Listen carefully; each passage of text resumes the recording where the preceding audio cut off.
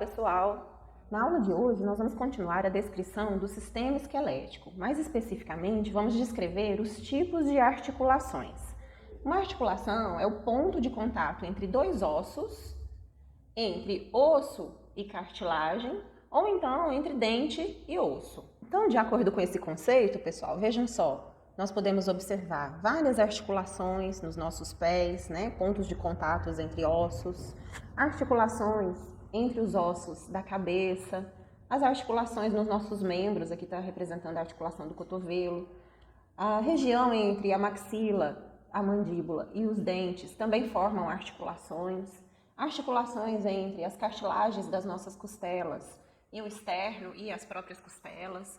Então, todas essas estruturas formam articulações e pertencem ao sistema esquelético. Algumas articulações possuem amplos movimentos, a gente consegue visualizar esses movimentos de forma assim, relativamente fácil, A gente consegue visualizar os movimentos dos nossos dedos, do nosso punho, movimento do nosso cotovelo, tá? Então são articulações que têm amplos movimentos. Outras a gente não consegue visualizar muito bem esses movimentos. São articulações cujos movimentos são relativamente escassos, ou promovem amplitudes muito pequenas.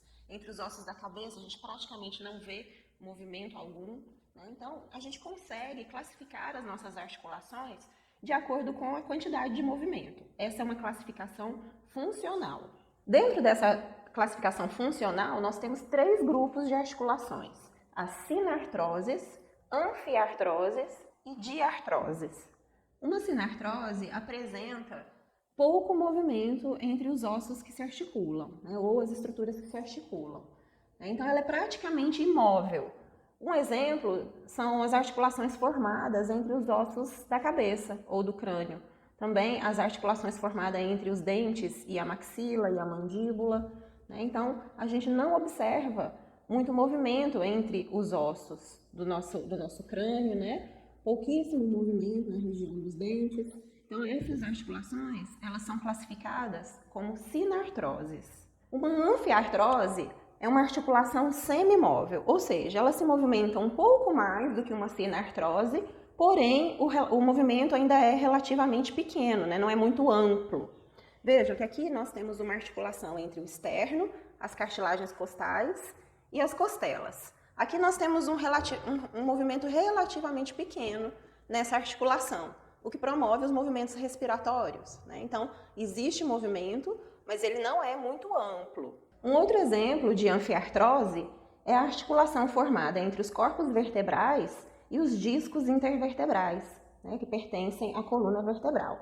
Vejam que o movimento entre os corpos vertebrais e os discos não é muito amplo.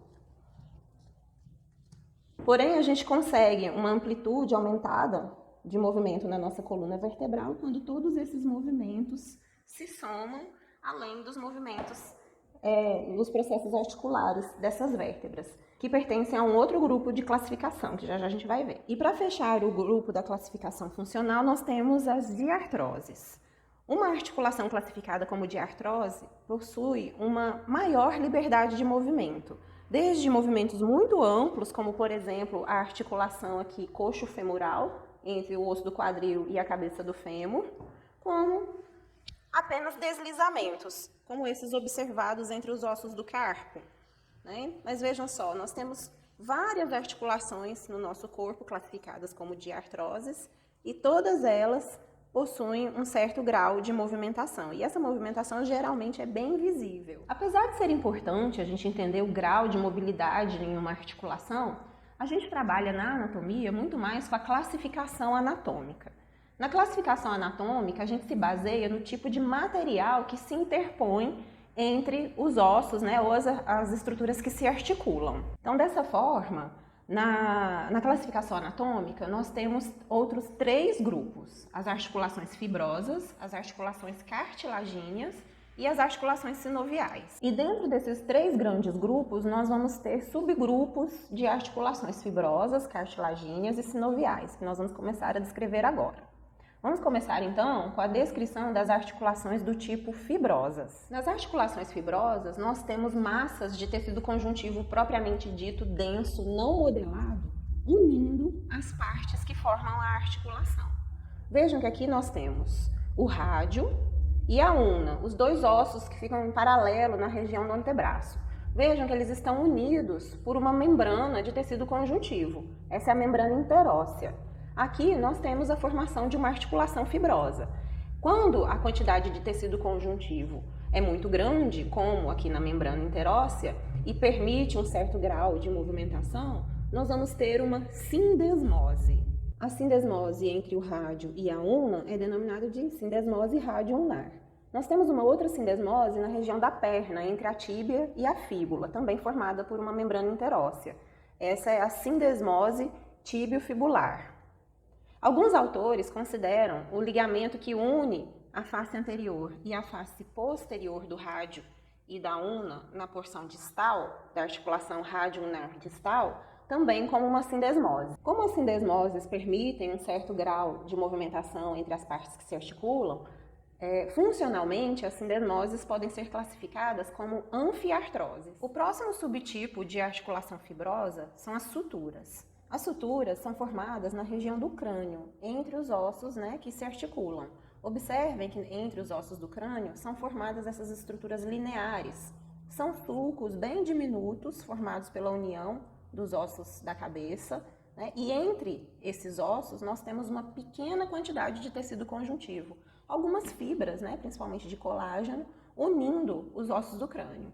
Esses ossos, aliás, essas articulações, são chamadas de suturas. Devido à quantidade de tecido fibroso entre os ossos, unindo esses ossos, praticamente como se fosse realmente uma costura entre os ossos, diminui muito a quantidade de movimento nessas articulações. Então, as suturas, elas são praticamente imóveis. Dessa forma, a gente classifica as suturas, funcionalmente, como sinartroses, articulações pouco móveis, ou praticamente imóveis.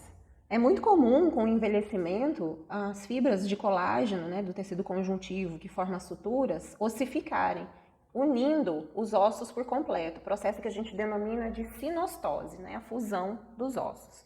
Mas esse é um processo fisiológico normal do envelhecimento. Existem as sinostoses patológicas, mas esse não é o caso, ok? As suturas, elas só se formam completamente após o nascimento, em torno de 1 ano, 1 ano e meio de idade.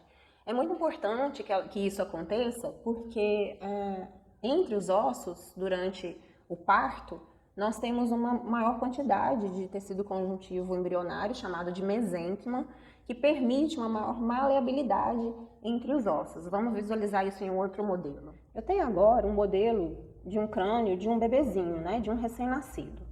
Aqui a gente tem uma vista anterior. Vejam aqui na vista superior que o osso frontal e os ossos parietais não estão ainda com as suas suturas formadas. Aqui nós temos a formação da sutura coronal e nessa região mediana a sutura sagital. Vejam que existe um espaço entre essa região onde os ossos vão se unir, terminando de formar as suturas. Esse espaço ele não é aberto, ele é preenchido por mesênquima, um tipo de tecido conjuntivo embrionário. Regiões parecidas a gente também observa aqui posteriormente e também em uma vista lateral, anteriormente e posteriormente. Essas estruturas são chamadas de fontículos, também são conhecidos como fontanelas e coloquialmente, algumas pessoas conhecem como moleiras, mas moleira não é um termo anatômico, ok? Bom, então qual é a importância das suturas ainda não estarem completamente formadas ao nascimento? Não sei se vocês já assistiram a nossa videoaula do laboratório, do canal do LabMan, falando sobre a ossificação dos ossos da cabeça. O tipo de ossificação que ocorre nessas estruturas é do tipo intramembranosa. Esse tipo de ossificação, ele acontece dentro de um molde membranoso de tecido conjuntivo mesenquimal, que seria o nosso mesênquima.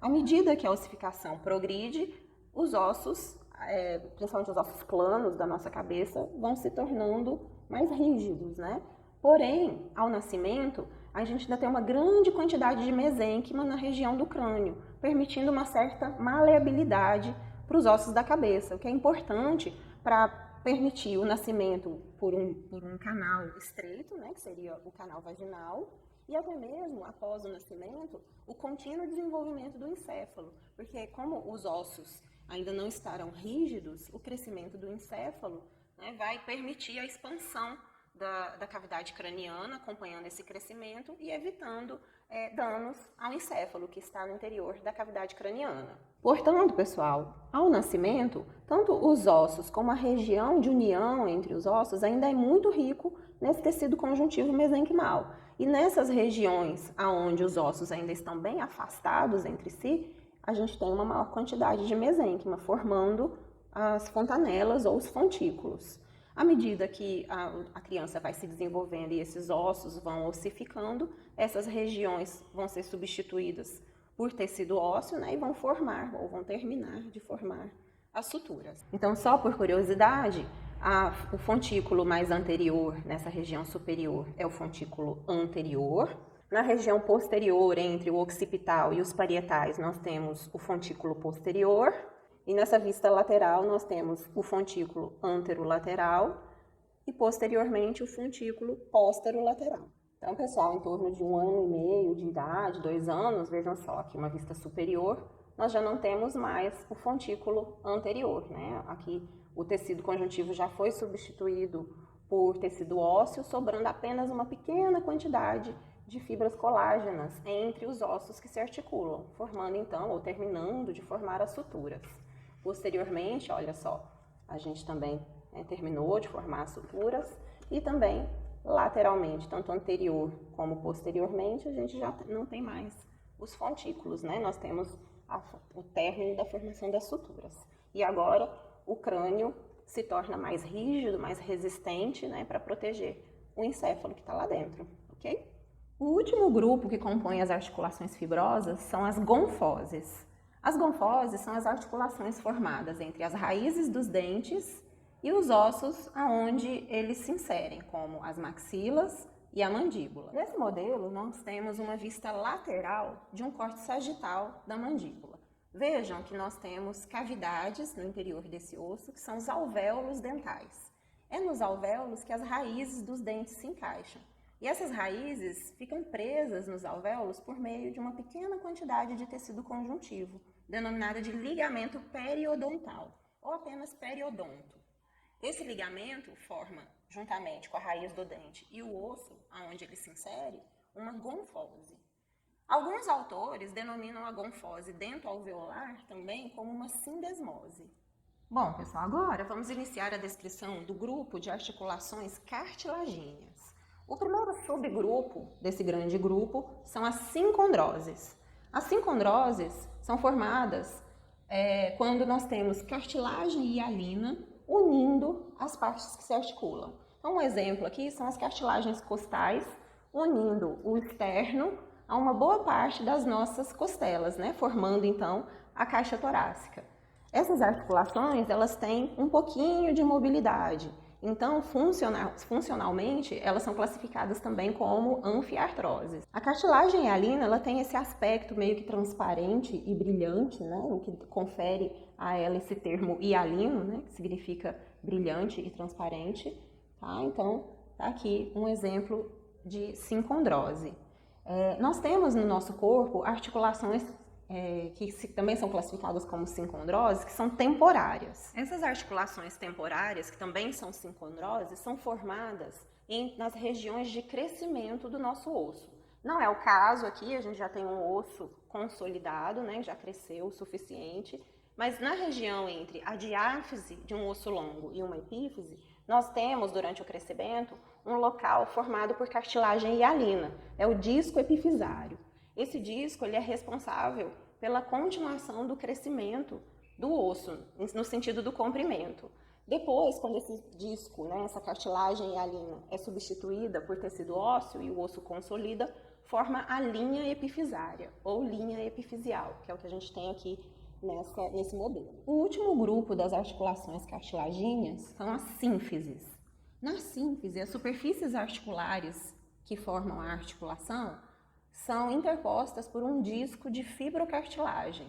Aqui nós temos os representantes das sínfises entre os corpos vertebrais, que são os discos intervertebrais, e aqui anteriormente, entre os ossos pubis, né, do osso do quadril, nas suas faces sínfisiais, nós temos um disco fibrocartilaginoso também, formando a síntese púbica. Então, aqui nós temos uma síntese e entre os corpos vertebrais, lá na coluna vertebral, nós também temos sínteses, justamente por conta da presença do disco fibrocartilaginoso unindo as faces articulares dessa articulação.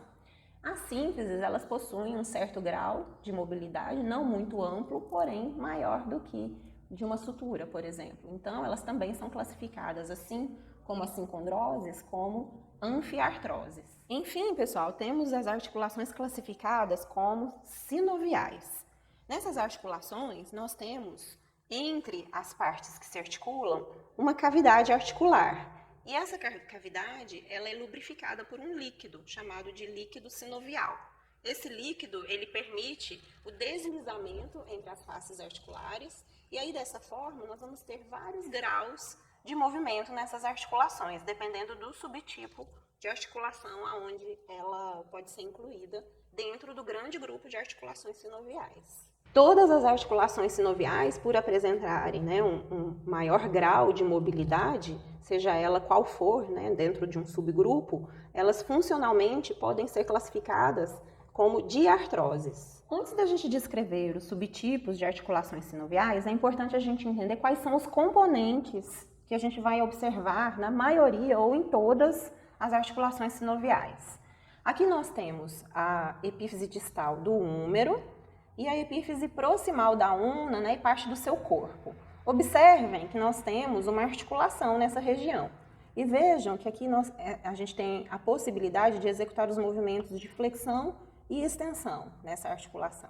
Mas o que eu quero chamar a atenção de vocês é para a região aonde as partes dos ossos se articulam. Essas regiões formam faces articulares. No caso aqui da úna, nós temos a incisura troclear e aqui no húmero nós temos a tróclea.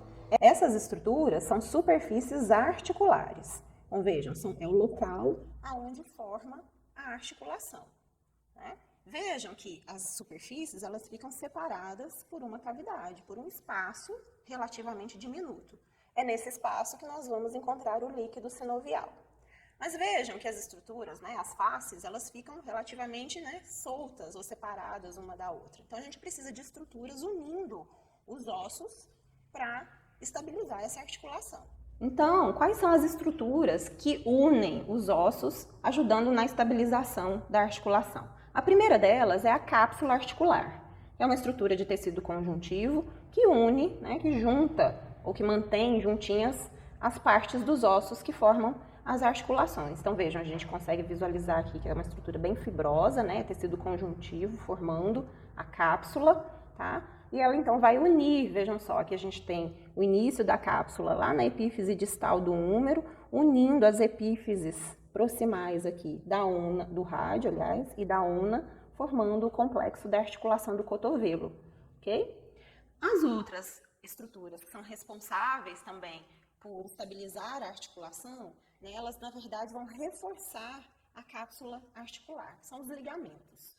Os ligamentos, eles vão então aumentar essa estabilidade articular, eles também são formados por tecido conjuntivo, vejam só que nós temos ligamentos também, Então, ele vai aumentar a resistência da articulação, ou mais especificamente da cápsula articular, possibilitando que essa articulação se torne mais estável. Tá? Então, os ligamentos que estão reforçando a cápsula do lado de fora dessa cápsula são denominados de extracapsulares, ou mesmo extra-articulares. E os ligamentos que são encontrados no interior da articulação, a gente não está conseguindo ver nesse modelo, são os ligamentos intra-articulares ou intracapsulares. Nesse modelo, nós temos uma vista posterior da região do joelho, a cápsula articular foi retirada e a gente está vendo aqui os ligamentos cruzados do joelho. São exemplos de ligamentos intra-articulares ou intracapsulares. Nessa outra peça, nós temos um corte sagital mediano da articulação do joelho, que é uma articulação sinovial. Então vejam só, aqui nós temos a epífise distal do fêmur e a epífise distal da tíbia, que são as partes ósseas que vão se articular nessa região. Vejam que nessa porção da epífise distal, formada por tecido ósseo compacto, nós temos a face articular do côndilo do fêmur, que vai se articular com a face articular do côndilo da tíbia. As faces articulares das articulações sinoviais, elas são revestidas por cartilagem hialina, que aqui está representada por essa estrutura azulada, assim como o côndilo, né, a face articular da tíbia também está revestida por essa cartilagem. Essa cartilagem, ela torna a superfície articular, que já é lisinha, mais lisa e com pouco atrito, né, já que a cartilagem hialina tem essa característica. Como na região da cavidade articular nós temos líquido sinovial, esse líquido vai lubrificar essa cartilagem e permitir um deslizamento mais limpo, né, entre as faces articulares, né, facilitando então os movimentos da articulação em questão. Como nesse modelo nós temos um corte, nós não estamos vendo a representação completa da cápsula articular, que envolve toda essa articulação. Mas a gente consegue visualizar o revestimento interno da cápsula fibrosa, que é formada pela membrana sinovial. As células que compõem essa membrana sinovial são responsáveis por secretar o líquido sinovial que vai preencher a cavidade articular e facilitar o deslizamento entre as faces articulares nessa articulação. Algumas articulações possuem estruturas adicionais que vão compor a articulação para facilitar a função dessa articulação. No caso aqui do joelho, nós temos os meniscos. Vejam que é uma estrutura que está na região lá do platô tibial. O menisco é uma fibrocartilagem em forma de meia-lua, temos dois, um direito e um esquerdo, e eles vão melhorar a congruência, né, o encaixe entre as faces articulares. Um outro tipo de estrutura que a gente também pode encontrar em algumas articulações, e que também é formado de fibrocartilagem, muito semelhante ao menisco, são os discos articulares. A diferença é que o disco ele é totalmente circular, né, e não em formato de meia-lua, como os meniscos. Temos novamente uma vista posterior aqui de um outro modelo do joelho. Vou virar anteriormente para a gente poder visualizar os meniscos. Olha só, são estruturas fibrocartilaginhas em forma de meia-lua, né? Temos um de cada lado, né? E eles estão posicionados lá nas faces articulares do platô tibial, acima dos côndilos da tíbia. Então vamos agora às descrições dos subtipos de articulações sinoviais. Os subtipos de articulações sinoviais são classificados de acordo com o formato das faces articulares que formam a articulação, ou então de acordo com o movimento permitido entre as faces articulares. Então vamos lá. Primeiramente, vamos classificar cada uma das articulações sinoviais de acordo com o eixo do movimento. Vamos começar com as articulações que permitem movimentos em apenas um eixo, que são as articulações monoaxiais. Aqui nós temos um modelo, uma vista lateral do joelho. O joelho, ele está enquadrado num tipo de articulação sinovial denominada de gínglimo. As articulações do tipo gínglimo permitem movimentos apenas em torno de um eixo. Esse eixo, numa vista anterior, passa de um lado ao outro da articulação. E o movimento, então, vai acontecer ao redor desse eixo. Esse é o eixo látero-lateral. E o movimento em questão são os movimentos, na verdade são dois, né? São os movimentos de flexão e extensão. A articulação formada entre a incisura troclear da ulna e a tróclea do húmero também é um gínglimo. Vejam só, também permite apenas os movimentos de flexão e extensão. Então, voltando para o nosso modelinho de joelho, vejam só o eixo aqui do movimento, né? E o movimento acontece ao redor desse eixo. Esse é um eixo transversal ou látero-lateral. Vejam, ele passa de um lado ao outro da articulação. E o movimento vai sempre acontecer ao redor desse eixo. Nós temos também um plano que permite que o movimento aconteça, né? Como os movimentos acontecem ao redor do eixo látero-lateral, o plano que permite esse movimento é o plano sagital. A gente tem que imaginar, né, uma parede, né, formando o plano sagital, e o movimento ele é permitido ao longo desse plano, ou seja, se eu movimentar o meu joelho, em nenhum momento o meu membro vai bater no plano sagital. Então ele permite esse movimento, enquanto que os outros, né, os outros planos, então transversal, o frontal, eles não permitem esse movimento de flexão e extensão, né? A gente iria bater alguma parte do nosso membro nos outros dois planos, já que eles não permitem o movimento.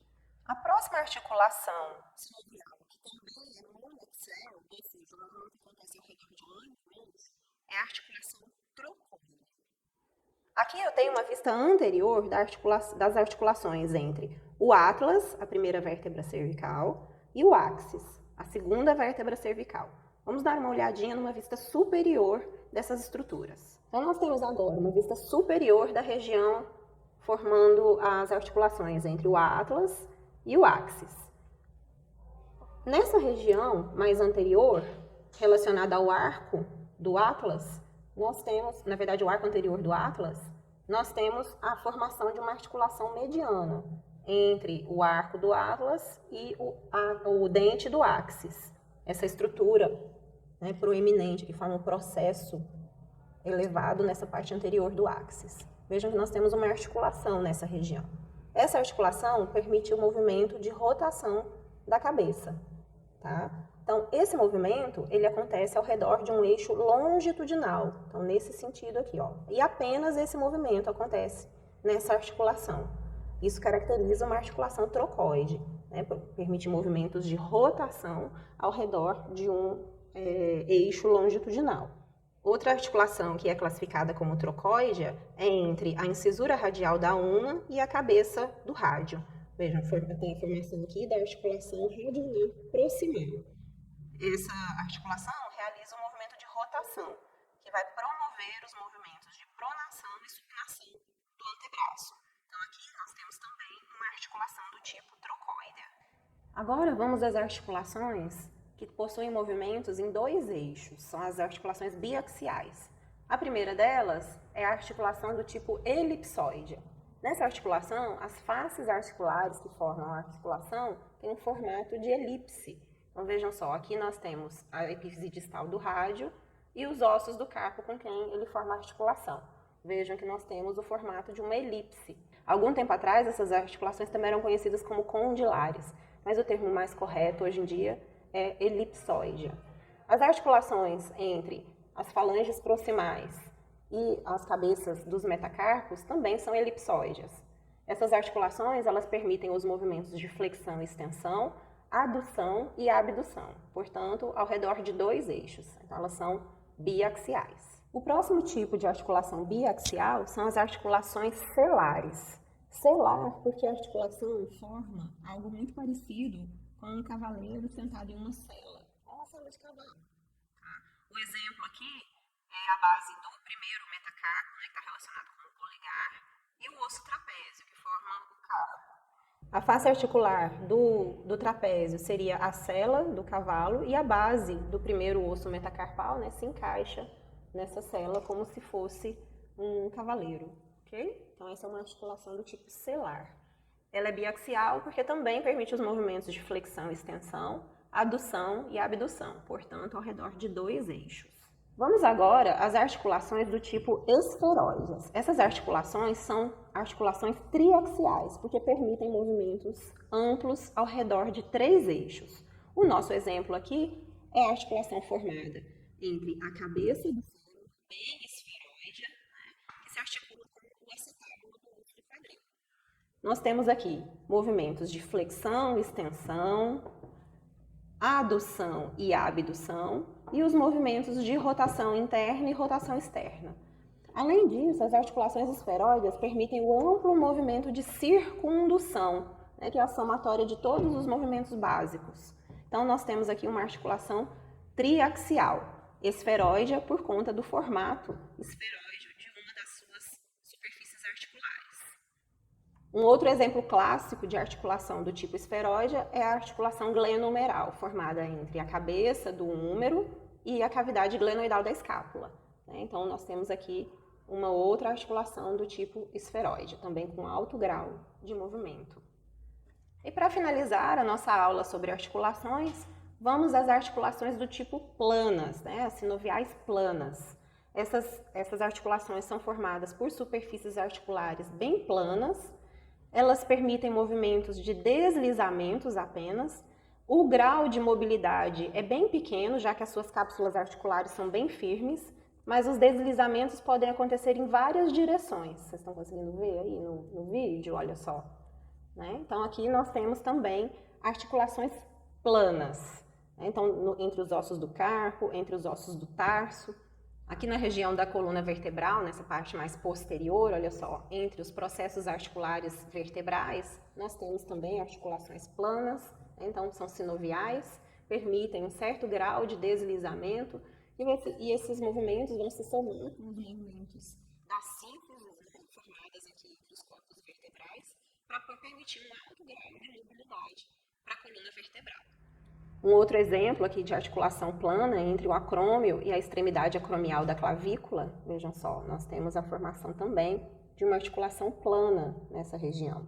Então, permite apenas pequenos deslizamentos em várias direções, então não obedece nenhum eixo de movimento que a gente descreveu, ok? Mas são articulações do tipo sinovial, ok? Então, espero que vocês tenham gostado. Continue acompanhando os nossos vídeos e já tem muito mais coisa para chegar aí para vocês.